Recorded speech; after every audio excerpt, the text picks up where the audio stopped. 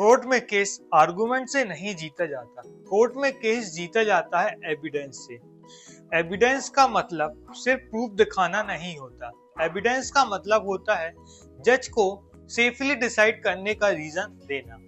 आज हम एविडेंस को डेफिनेशन के लेवल पर नहीं, कोर्ट के डिसीजन इंजन के लेवल पर समझेंगे। Welcome to learn with advocate Govind Sahu. Module 1 के डे 36 पे आज हम समझेंगे बेसिक्स ऑफ एविडेंस। एविडेंस का रियल पर्पस। एविडेंस का काम सच दिखाना नहीं होता। एविडेंस का काम होता है एलिगेशन को टेस्ट करना, जुडिशियल डाउट को रिड्यूस करना और डिसीजन को अपील प्रूफ बनाना। कोर्ट ये नहीं पूछती सच क्या है, कोर्ट पूछती है क्या जो कहा जा रहा है वो लीगली प्रूफ हो सकता है। Direct and circumstantial evidence basic difference.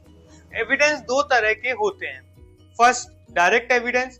Second, circumstantial evidence.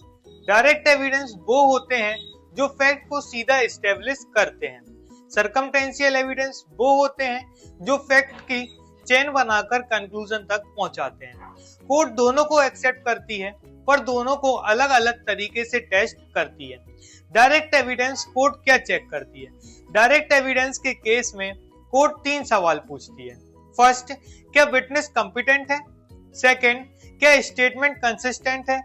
Third, क्या टेस्टिमनी ट्रस्टवर्थी लगती है या नहीं लगती है? डायरेक्ट एविडेंस का मतलब ये नहीं कि कोर्ट ऑटोमेटिकली मान लेगी। एक वीक डायरेक्ट एविडेंस पूरे केस को कोलैप्स कर सकती है।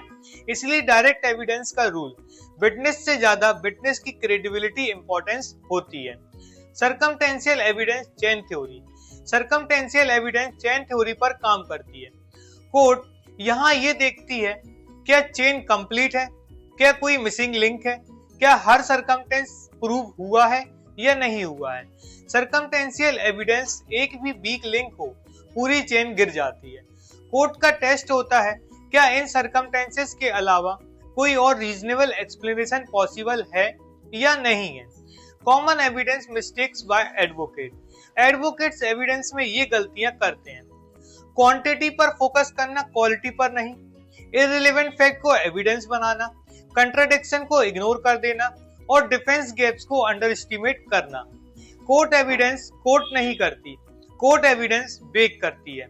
ज्यादा एविडेंस होना स्ट्रॉन्ग केस का प्रूफ नहीं होता। एविडेंस से आर्गुमेंट तक का सफर।